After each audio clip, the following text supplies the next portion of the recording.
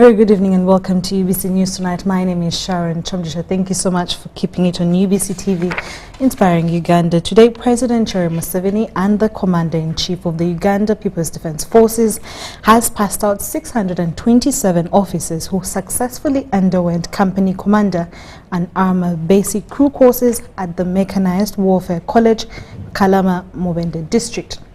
At least 544 officers underwent a tank and motorized infantry crew course, while those who undertook the armor company commander's course were 83.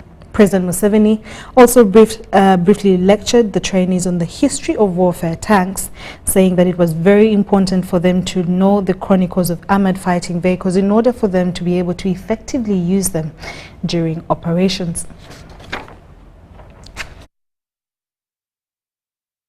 This is war is like that. You need to mix in order to get to a good product. And then I had your commander, Atwine, using the word I used to use to sensitize them, okunosia. Okunosia. When you are pounding, especially ground nuts, you must pound them properly until they are very, very lined, very soft, very powdery. That's how you get a good meal. So you need always to kunosia the enemy. Now, on the issue of the civilians, mwebale kukola ngenda kujembende mbalambule banga abantu mwakola mukago n'obwavu kubanga abannayuganda abamu tebagala kuba mu bwavu bakola omukago obasangaawo eri ewange ekisozi bwe mba ngendayo okulunda ente zange balwana bange n'abasangangaawo batudde mu maduuka ssaawa 3 neyimirira mu motoka nemaba muli mutya bannange tuli awo muri awo mukola iki esente muzijjawa ate munange tuzirawa bali awo batudde tebalina ekizibu kyonna wasanga ngo obwavu bwabwe bwali bulumanzi okusinga bo bali tebafaayo 2013 tukusindika amagye Operation Wealth Creation bannange mutwalire abantu abo ensigo babiko kyebakola kati abakkiriza bali bulungi abakkiriza bawuliriza okusomesa kwaffe kati njagala kujja mbalambule Mubende ndabe engeri oba mukyalina omukago n'obwavu.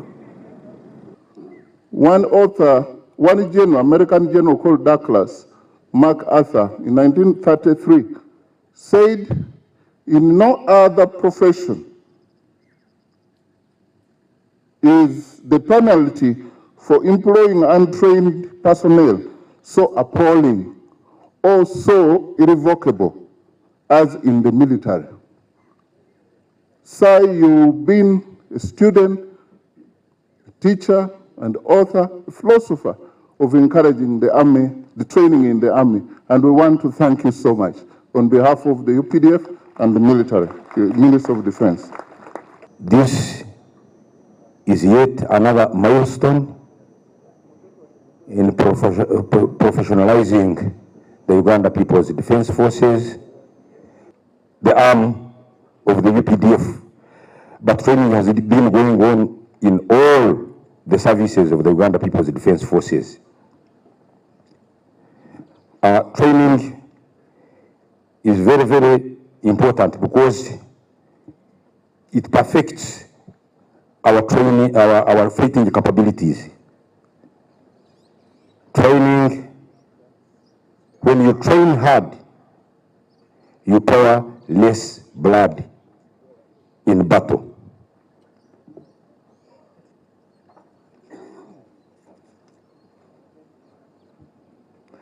So with this, I want to thank the President and Commander-in-Chief for always emphasizing on this, because there is no any other way you can have a professionalized army a capable army without training.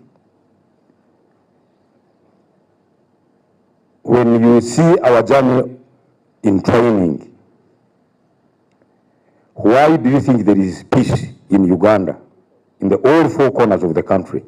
It is because we have an army that is professional, an army that has been training, an army that has been fighting.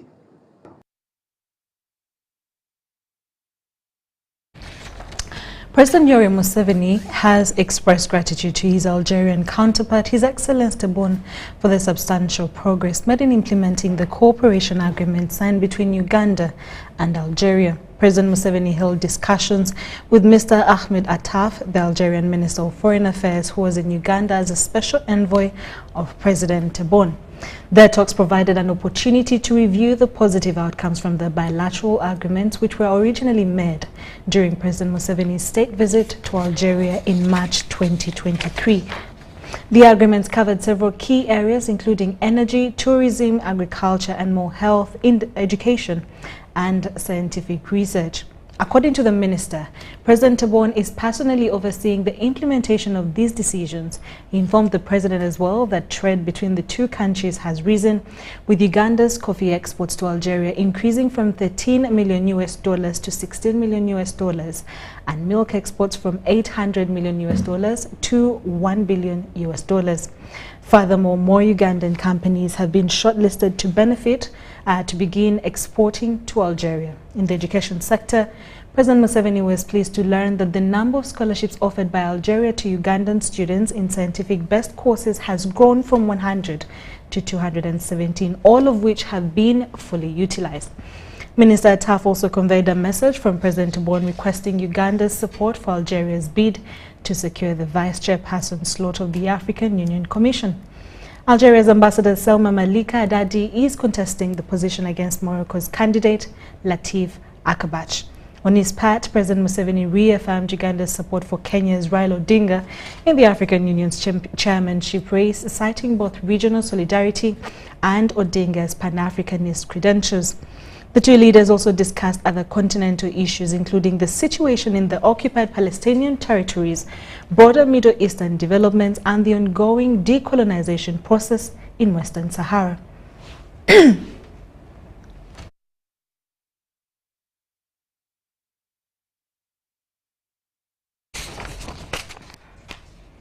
Still with President Museveni, he praised South Africa for its steadfast opposition to apartheid, a struggle that, according to the Ugandan leader, became a symbol of broader African liberation movements. During a meeting with the ongoing South African High Commissioner to Uganda, His Excellency Lulu Sikwana, President Museveni highlighted the significant roles South Africa's anti-apartheid resistance played in inspiring other African nations' struggles for independence and social justice. This meeting marked the end of Her Excellency Lulama's 4-year tenure as High Commissioner. She expressed her gratitude for Uganda's support, particularly during the COVID-19 pandemic, when Uganda, through the UPDF, provided vaccines and medical assistance to South Africa's diplomatic missions. The ongoing High Commissioner also reflected on the strong bilateral ties between the two countries, especially following President Museveni's state visit to South Africa in February 2023 and the Uganda-South Africa Trade and Investment Summit in Uganda later that year. She highlighted the growing trade between the two nations, including Uganda's agricultural export to South Africa, and welcomed plans for the Mubende-Kampala Road construction, a joint project involving the Development Bank of South Africa and Absa Bank. In addition, Her Excellency Lulama thanked President Museveni for Uganda's support at both the continental and international levels, citing his leadership during critical moments in Africa's history. Later at the State House in Entebbe, President Museveni also bid farewell to the outgoing Cuban ambassador to Uganda, His Excellency Dr. Tania Perez, whose departure marks the end of a long and fruitful diplomatic relationship between Uganda and Cuba that spans 5 decades. President Museveni hailed the enduring cooperation between the two countries, particularly in areas such as education, healthcare, and cultural exchange. He reiterated Uganda's commitment to supporting Cuba with essential food supplies such as maize, beans, and milk, while Cuba would continue to assist Uganda in the medical sector with supplies and human resources. Ambassador Tanya expressed her gratitude for Uganda's support throughout her tenure and highlighted the shared history between the two nations.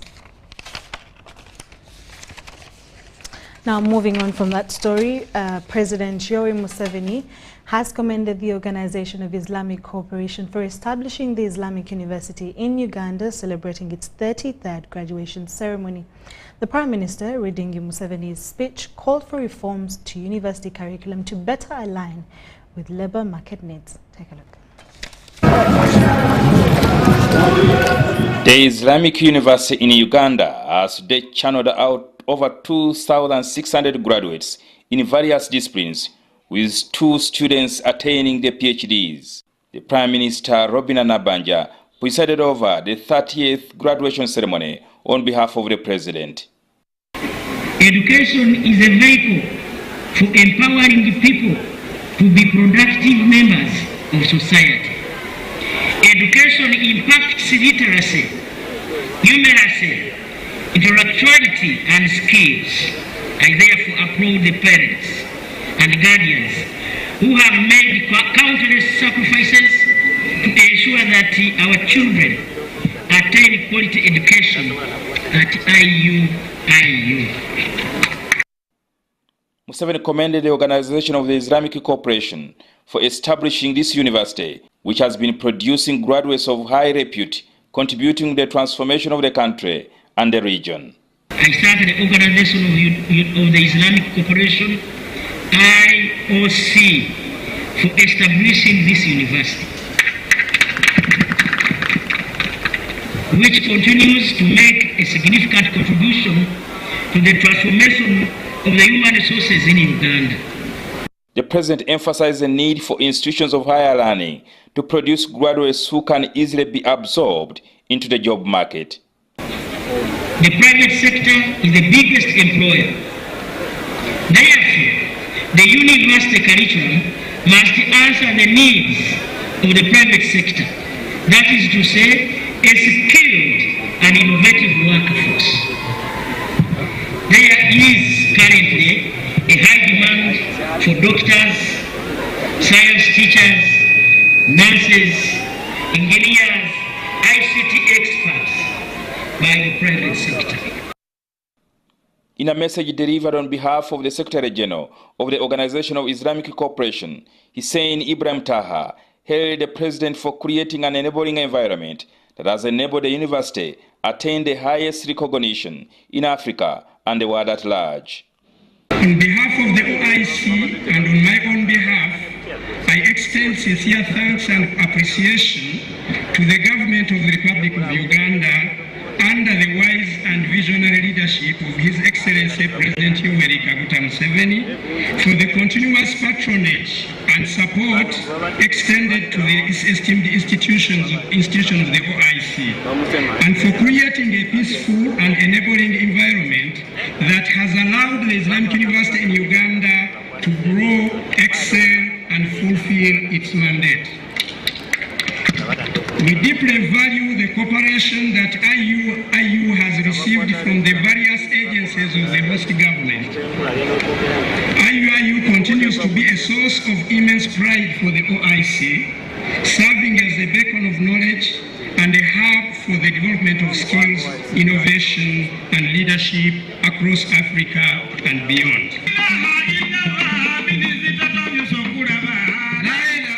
The ceremony was also attended by the second Deputy Premier, General Moses Ali, and the third Deputy Premier, Lukia Isanga Nakadama.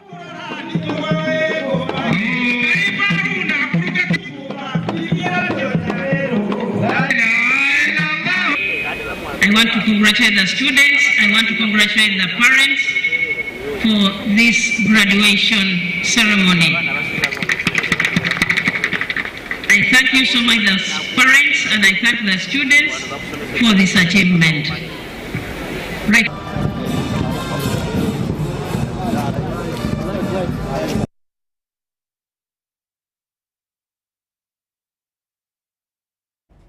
Nankawa Division RCC Adrian Ebenezer intervenes in Panda PSL, Luzera, to address land disputes and illegal wetlands use that has affected residents' livelihoods. Details follow. A wealthy individual, Waswa Ibra, who claims to be an SFC soldier, is alleged to have teamed up with the village shaman Tony Kagera to encroach on wetlands in the area. This included destroying residents' yam plantations and selling wetland plots illegally.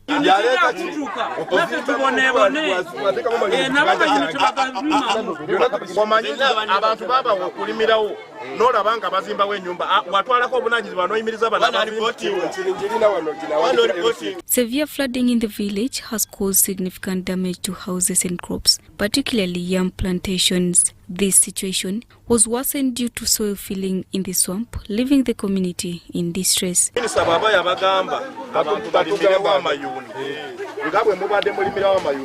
okay.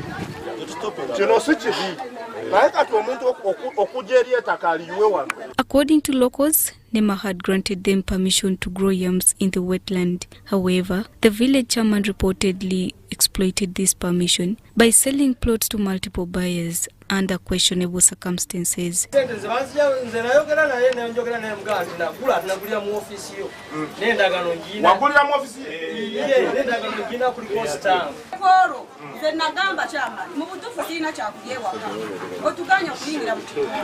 Residents claim that the chair worked closely with Ibra for personal financial gain, disregarding both environmental and legal concerns. I have some of the if you claim to have sold it to him, I have some of the copies. Agriculture here. Why is he pouring? These are some of the copies. Edwin Ebenezer visited the affected area after receiving complaints from the residents. He expressed deep disappointment over the actions of those involved in selling wetland plots, including some community members. I have instructed henceforth that this must stop. Two, the chairman has been authorizing the transactions, sale of some plots within the wetland. I have stopped it, and whoever bought a plot in the wetland has lost it because it is not acceptable. No one authorizes the chairman to conduct such transactions. Ebenezer instructed an immediate halt to all construction activities in the wetlands, allowing farmers to continue their farming activities according to NEMA's guidelines. NEMA gave these people authority to be using the wetland. So they have been cultivating yams on the wetland, but there are those who overstepped the boundaries by even apportioning it into plots. So they have been selling plots. They demarcate plots and start selling. He also ordered the arrest of residents and officials implicated in the legal sale of wetland plots for further investigation. Njagala kuwa ekiragiro.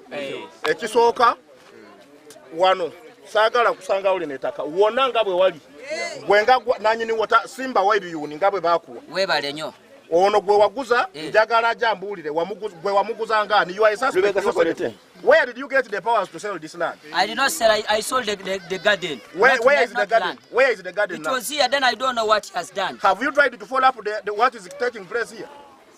I found the soil there. Who gave you the garden?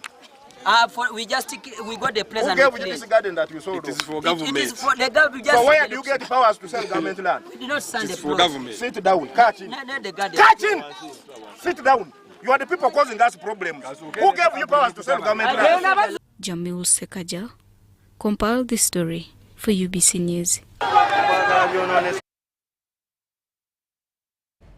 Balam Bargahara, Uganda's Minister for Youth and Children Affairs, has called on IGAD members to fast-track the implementation of the child policy framework discussed at the recent ministerial conference in Addis Ababa, Ethiopia. Minister of Women and Family of the Republic of Djibouti. The Youth and Children Affairs Minister Balam Bargahara is in Ethiopia attending the Regional Validation and Ministerial Conference on the IGAD's Child Policy Framework. This historical moment marks a significant step forward in our collective responsibility to safeguard and realize the rights of children across IGAD region. As we gather here today, we are reminded of the enduring importance of regional frameworks in advancing the cause of children and ensuring their well-being.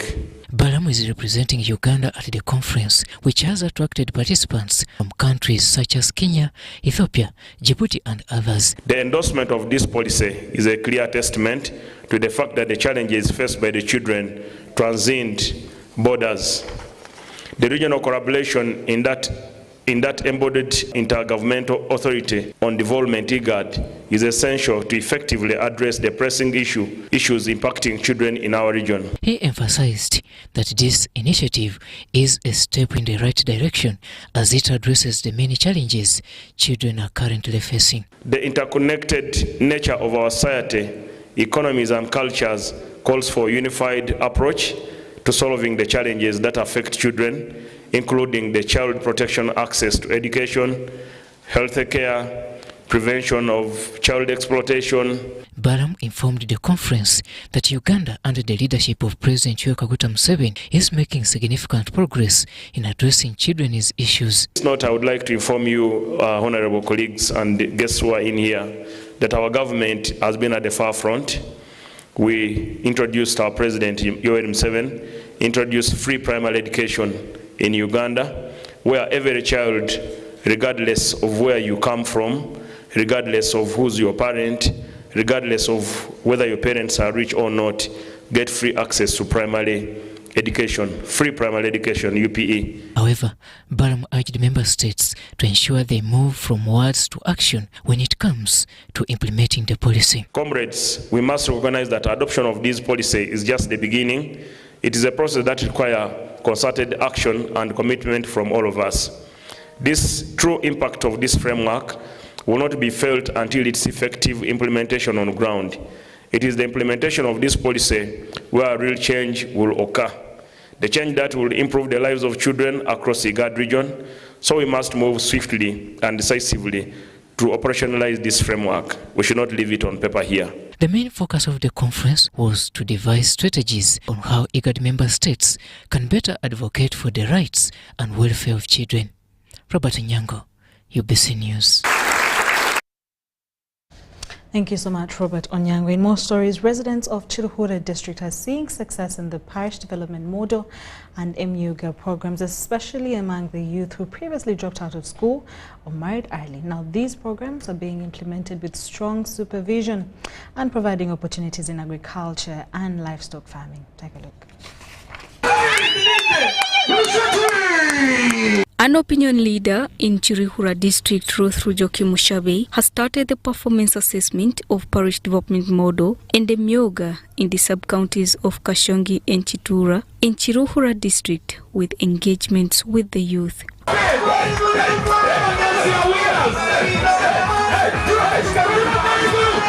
Whereas most of the youth here have invested in agriculture and livestock farming, Ruth Rujoki appealed to them not to sit on their other talents, but have time to nurture them.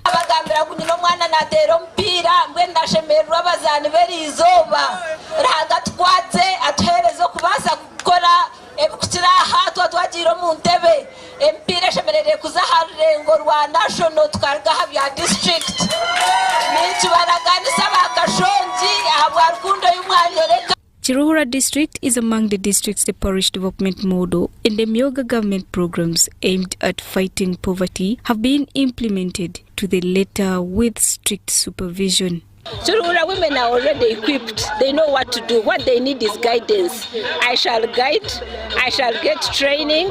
I shall put money where I can so that they move from one level of development to another. Ruth Rujoki's fact-finding mission on the performance of the two government programs indicates that the funds were properly invested and the youth are now economically self-reliant. Already doing a lot through PDM, through Myoga.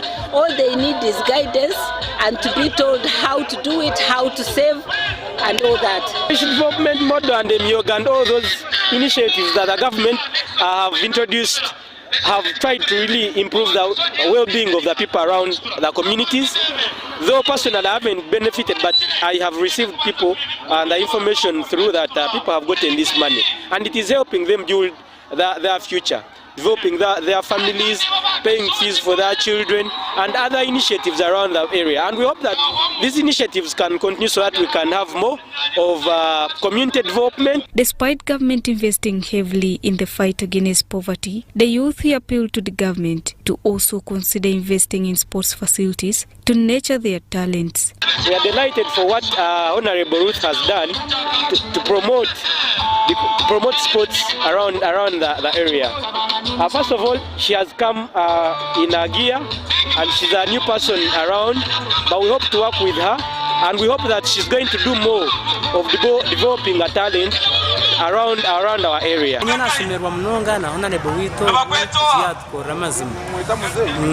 Hata chiya yamba yamba munonga kugira ngo ati ngaba bantu okushanga hata gishaba kombara ekabije bahagire hona bumuruka gwawo. Notably, at the event was renowned artist Reggie and Jackie Kazire, among others popularly known for their secular music and youth ambassadors in Western Uganda.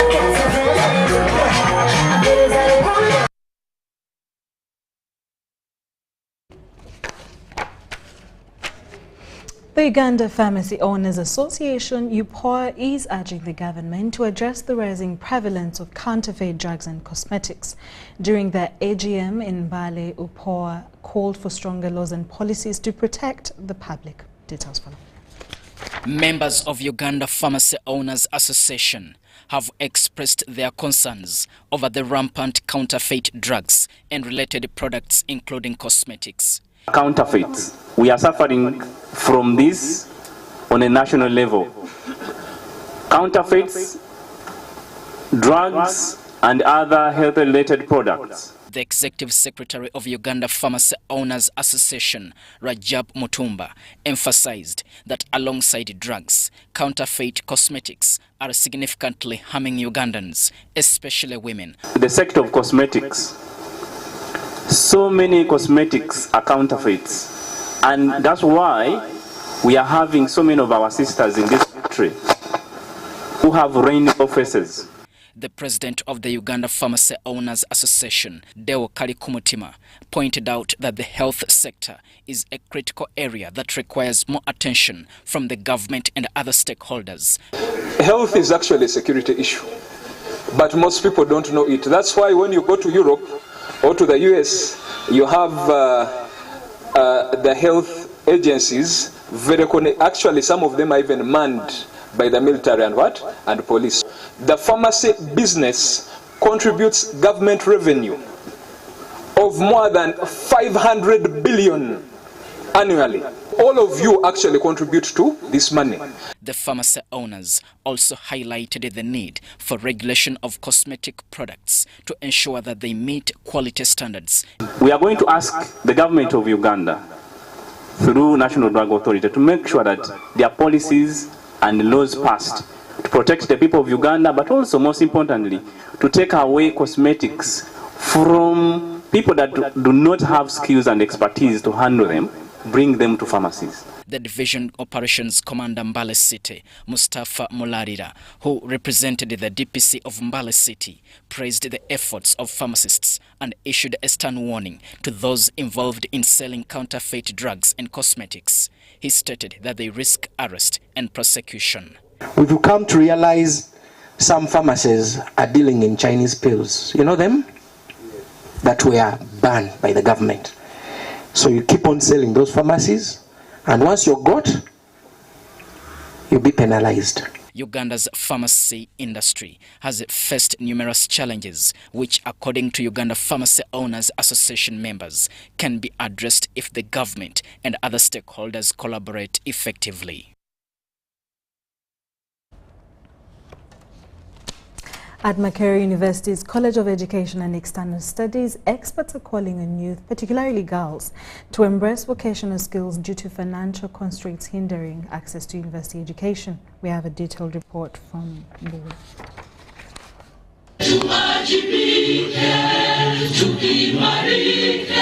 Most of these graduates had lost hope in completing their education. But through the support from Love Bint International and Makerere University's College of Education and External Studies, their dreams have become a reality. And we stand here proud and accomplished.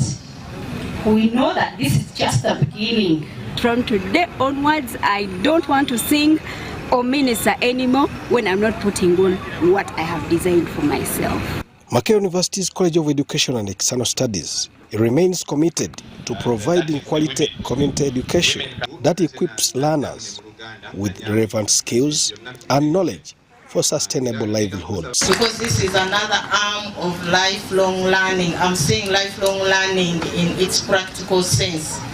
And I want to take this opportunity to congratulate all of us, the graduates.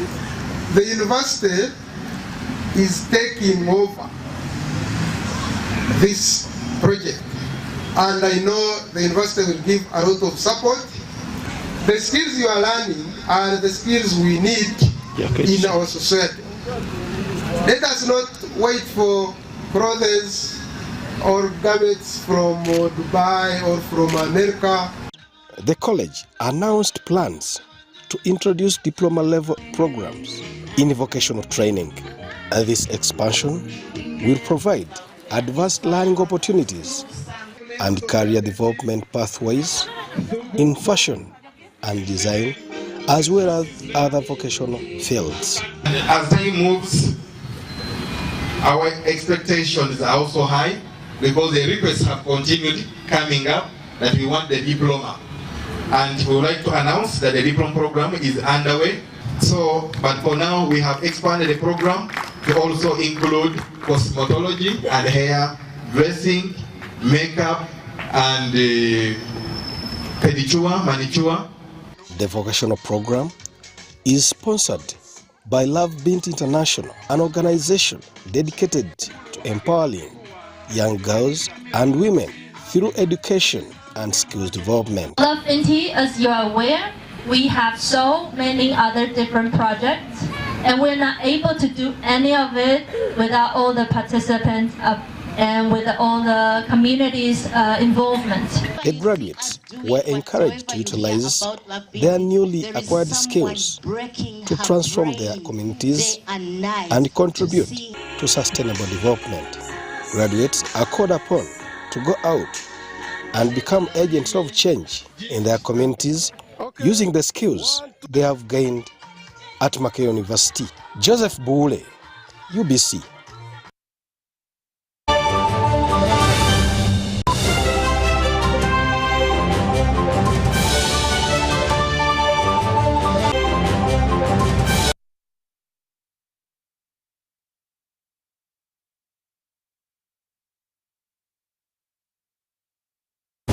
Winning requires the stamina of a lion.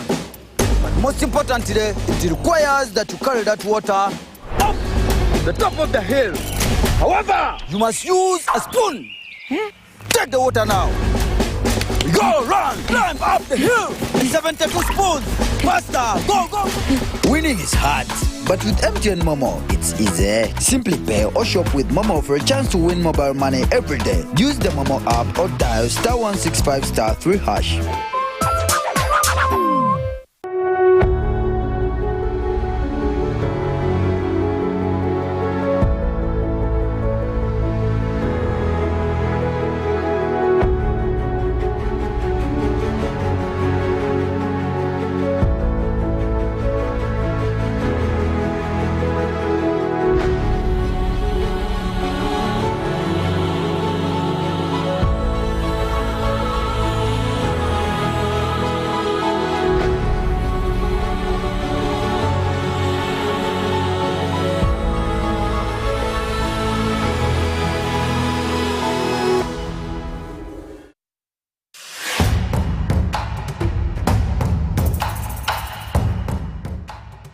Amazina ganje Nyetekwa Seruhanga John Bosco Ninduga mu district ya Rukungiri byo muhanguzi wa miliyoni 16 na Uganda National Rotary nzahangwire urwo mu kuzana star 278 hash ngafuna message eriko mu muhanguzi nashemererwa konka nabaza kugira ngo nedi y'abafere sente ziriyo zone bakaziteka ngo nazihangwira. Uganda National Lottery. Dream, play, win. Participants must be 18 years or older. Play responsibly. The Uganda National Lottery is operated by Ituba Uganda and regulated by the National Lotteries and Gaming Regulatory Board.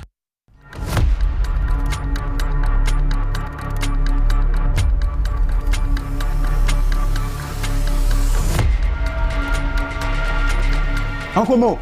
Asibiko chatukwasa. Vayo na wasajja batusonyiye. Chikakasi. Vayo. Government has done it. Uganda Revenue Authority has taken you off the burden of paying interests and penalties. All you have to do is to pay your outstanding principal tax to benefit from the waiver of interests and penalties that runs till the end of December 2024. Call us on our toll-free line or email services@ura.go.ug. Uganda Revenue Authority. Developing Uganda together.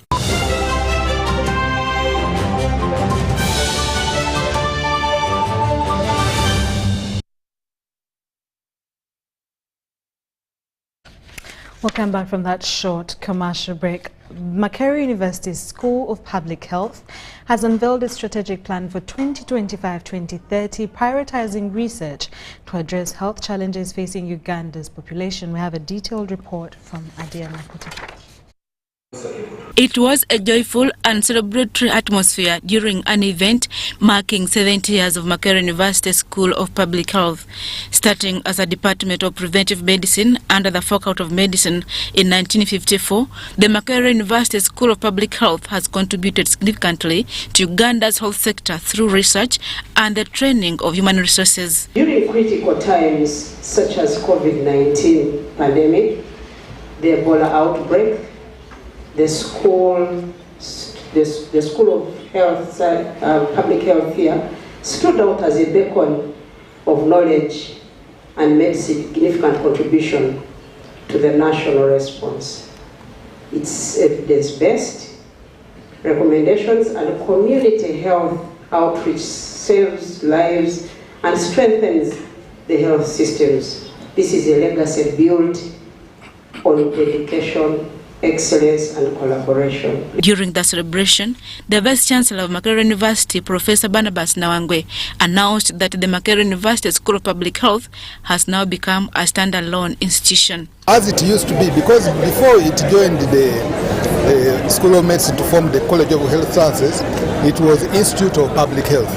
And when you go to the school now, you even have people who are social scientists, they are not necessarily trained as doctors, you understand, and other disciplines, statisticians and so on. So when they stand alone school, it means they have some more freedom to organize themselves, to bring in partners from different angles who might not necessarily be comfortable working with a college of medicine.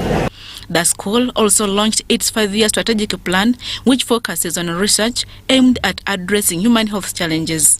We are looking at continuing to strengthen public health, especially addressing emerging challenges in health. Right now, for example, as you know, we have a big issue with climate change, and climate change affects health in many ways, directly and indirectly. So one of the key areas we are now highlighting, not only in our teaching, but also in our research and innovations, is to deal with issues of climate change and health. That's one of the new areas we are looking at. We are also looking at other emerging issues. For example, we are experiencing a lot of urbanizations. You can see across the country, beyond Kampala, sprawling now, and basically getting into the 3 districts, the greater Kampala space. We also have a lot of upcoming cities and trading centers. And there are quite a number of issues around urbanization. Makerere University School of Public Health is a leading public health institution in Uganda as well as in the East and Central Africa region, offering training, research and community services to promote public health. Adia Nakote, UBC.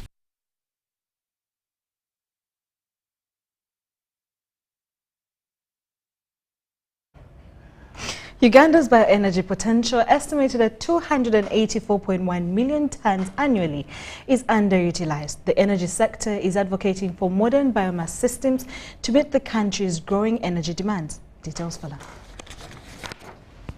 Whatever they call waste in their homes, first of all generate the energy that can be used for cooking and put little pressure on the natural resources like the forest and the use of charcoal, among others. It's very cheap given that comes from the waste that everyone has in their own homes. According to government figures, bioenergy, which includes both Biomass and biogas is the most widely used energy source in Uganda, accounting for up to 94% of the country's total energy consumption. Biogas era singa abantu bano bawera abaana bano abasomye ebintu bawera mu community bayambo okubazimbiranga biogas kusinza kusaiza ebo eriwo n'okubalongoosezanga banga byononeke abantu beyongera okubanga obulamu bwabwe livelihood obulamu bwabwe butereera buba bulungi nga bavuye mu byeyinima ebyabango ebyeyira. Domestic biogas systems in Uganda are seen as a way to reduce the consumption of charcoal and polluting firewood for cooking and lighting, while also improving agricultural yields by utilizing bioseedery to enrich soil nutrients.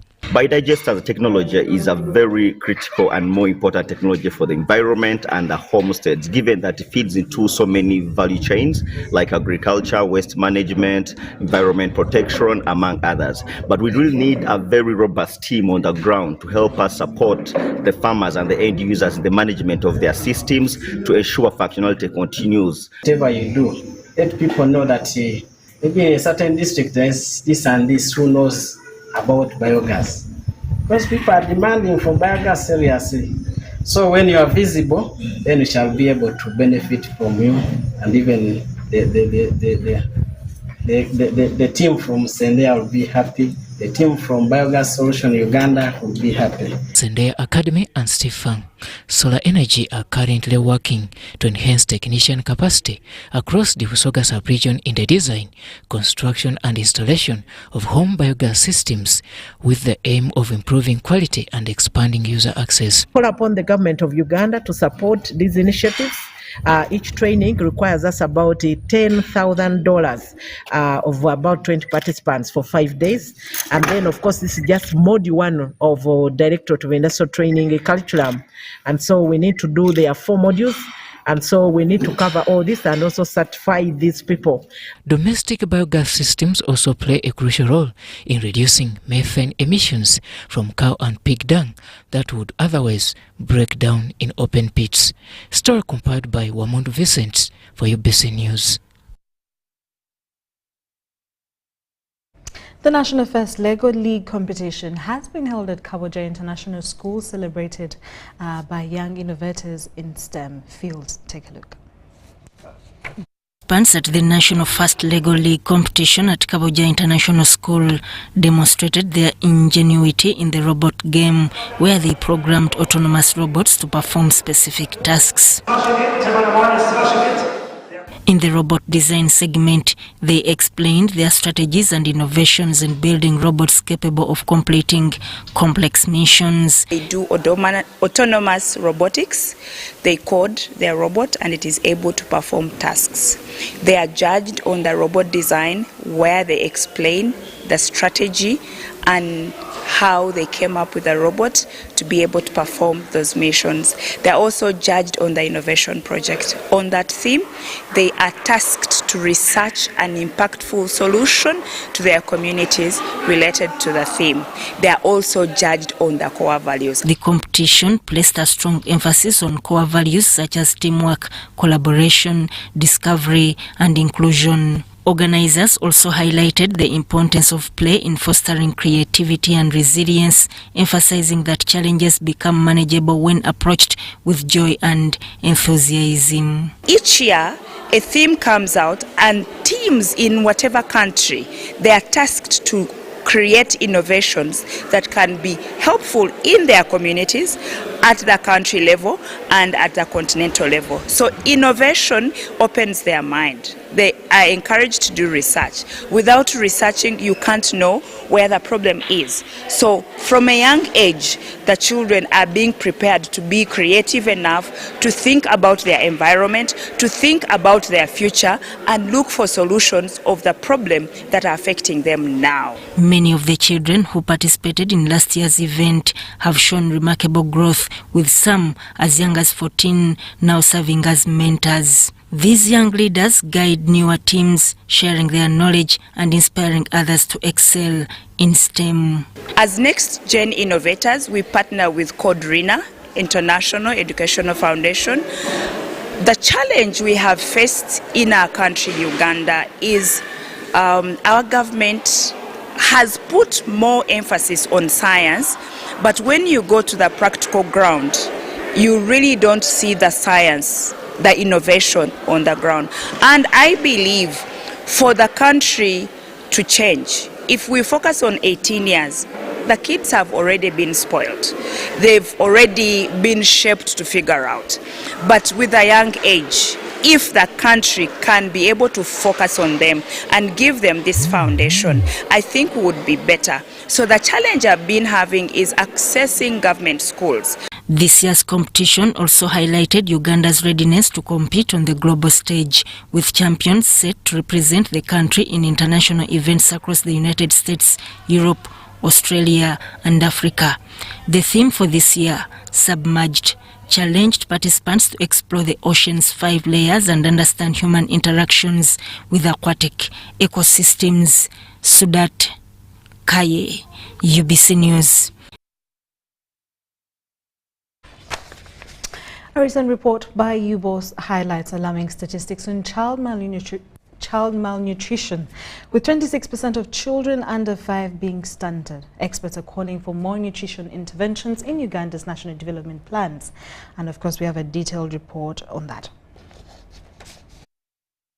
An estimated 26% of children less than 5 years are stunted, and 10% of the newborns have low birth weight, according to the recent report by Uganda National Bureau of Statistics.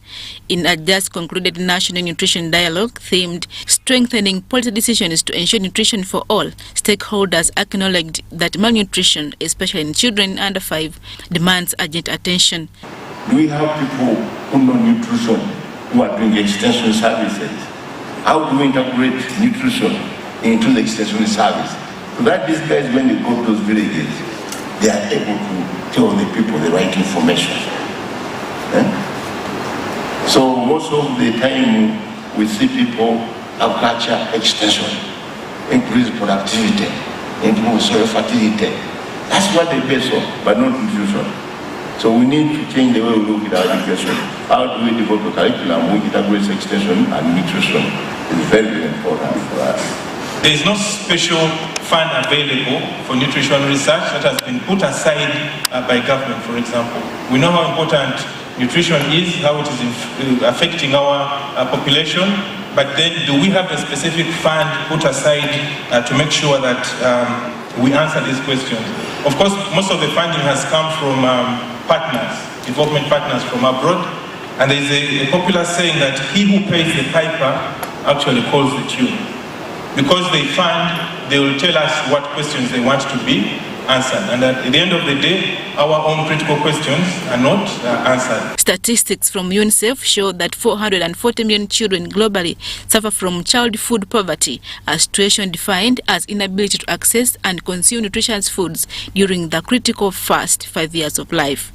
So as we reposition ourselves for the next commitments for 2025, we need to take a step back and think about what are those few but very strategic, smart targets that we need to set for 2025. In the light of these alarming figures, health stakeholders have emphasized the need for strategic collaboration to address malnutrition effectively.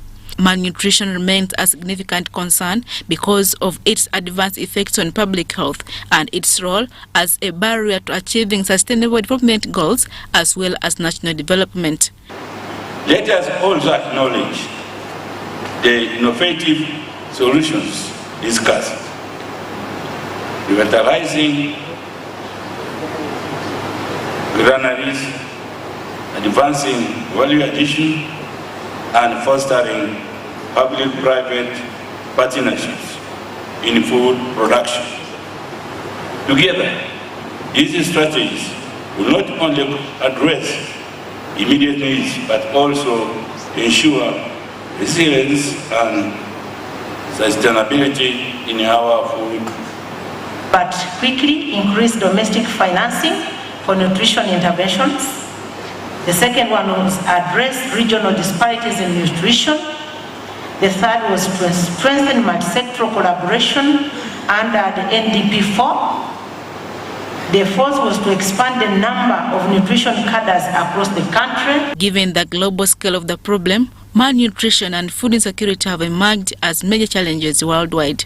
To address these issues, experts are calling for strengthening of agricultural systems to improve food production and ensure better access to nutritious foods. Adia Nakote, UBC. Retired Bishop Wilberforce Chicholuwalida urges children to appreciate and reward their parents for their lifelong support. He officiated a prayer service for Edith Nantale, Mother of Success Motors Director Yasin Katwere. A special prayer and thanksgiving service for the gift of life the Almighty God has accorded Edith Nantale, officiated by the retired Bishop of Namirembe, the Right Reverend Wilberforce Chicholuwalida, drew people from different corners of the country. Amidst the preaching and in his sermon in honor of the special gift of life the good Lord has given to Edith Nantale, Luwalira urged all people to do good deeds, love and reward the parents for the noble lead in their lives, just as Katwere. Omuntu omu Katonda mwakuwa okulungamizibwa, nakuwa okukola, era nakuwa okubirizibwa okwata ku bulamu bw'abantu bangi. Luwalira also urged the Ugandans to prepare well and cleanse themselves of sin as they await the birth of Jesus Christ rather than warming up for feasts. At the same function, Right Reverend Wilberforce Chicho blessed the magnificent posh house that Yasin Katwere built for his mother as a gift for her efforts to raise them well into responsible children.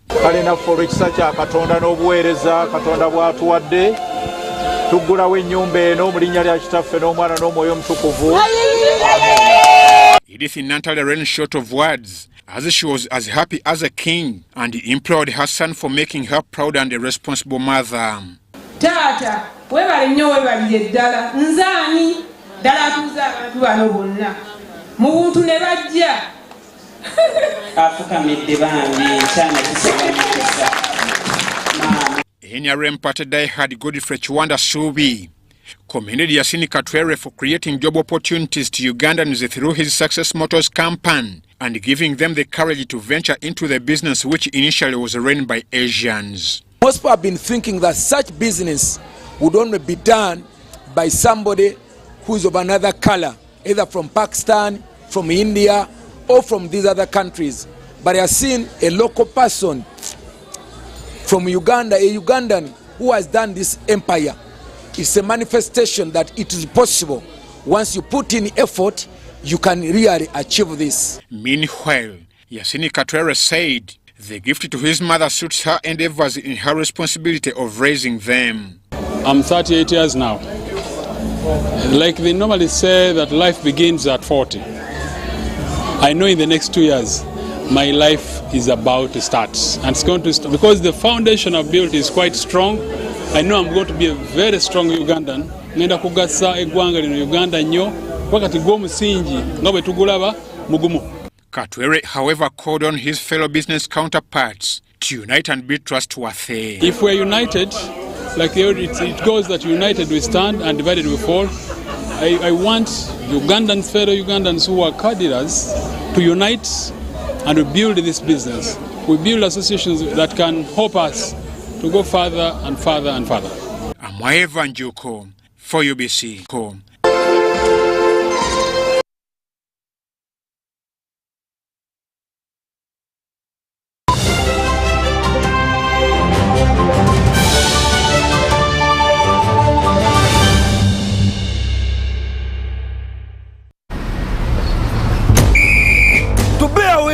You must have the discipline of a tiger.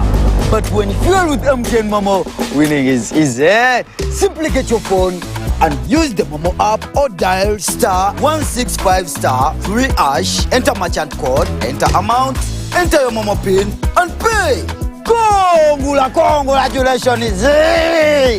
Your car is happy, and now you stand a chance to win mobile money with MTN Momo.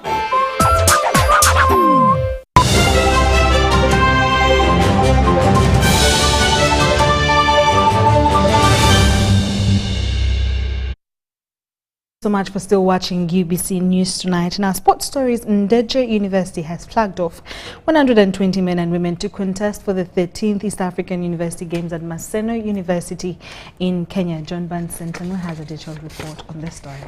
Now, Ndeje University's unprecedented search for a 7th consecutive East Africa University Games has been put in the hands of 120 players that have been flagged off at the institution's Luwero campus. I pray that you give them a sense of oneness, teamwork, a sense of responsibility, that they may keep focused through the games, that they may stand as young men and women of integrity. I pray against spirit of confusion. I pray against the devil's design that may bring in confusion of mercenary and all that. I pray that the leaders in these teams may lead after your heart. The institution will be represented in 9 sports disciplines, including woodball, taekwondo, table tennis, swimming, karate, handball, darts, badminton, and athletics. Of course, as an elite athlete, what I can tell out there that I'm 100% prepared for Maseno.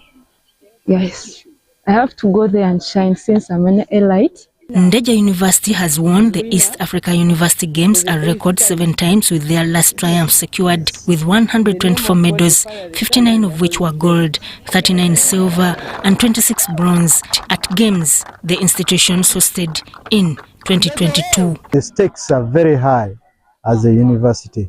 So this competition means a lot to Ndeje University because we are defending.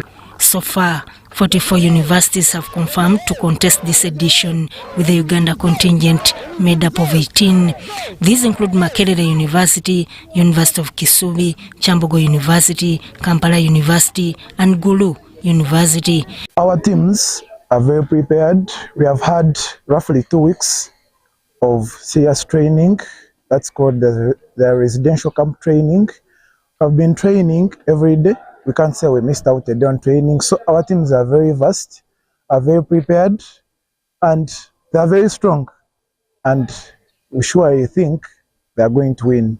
These East Africa University Games started in 1999, with the only other winners being Egerton and Makerere University.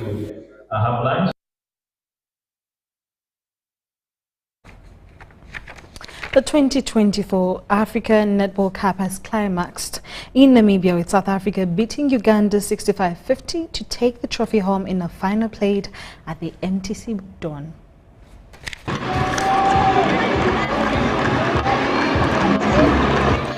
Uganda has finished second in the 2024 African Netball Cup that has concluded in Namibia.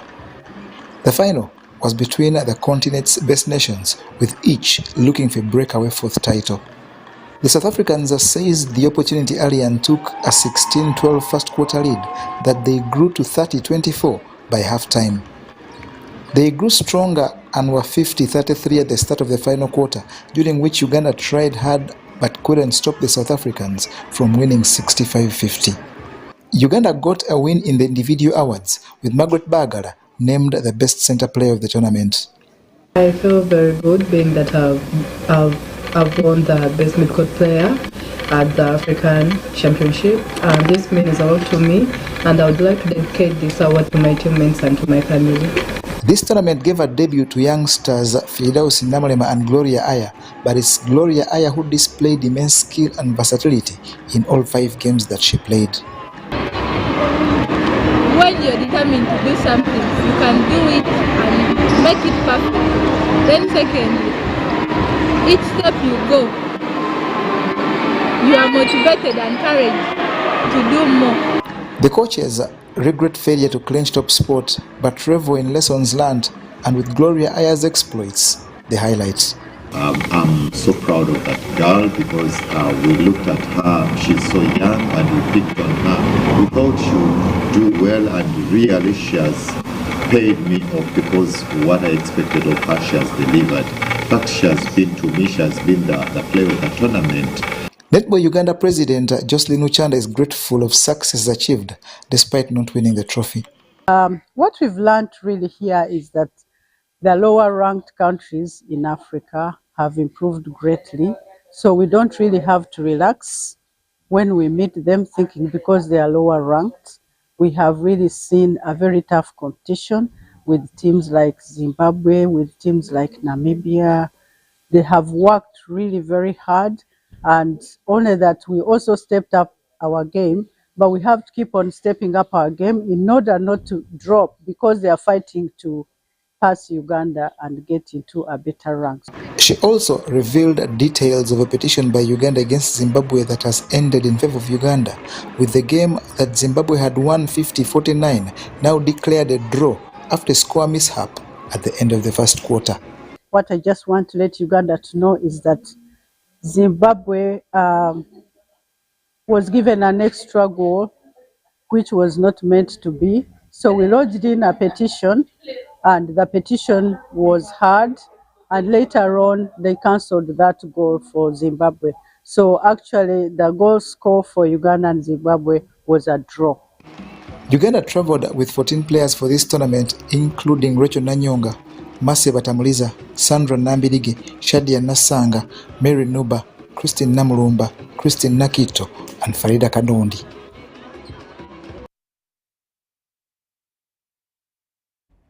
Thank you so much for being a part of this bulletin. My name is Sharon Kyomugisha. Have a lovely night and God bless. Bye-bye.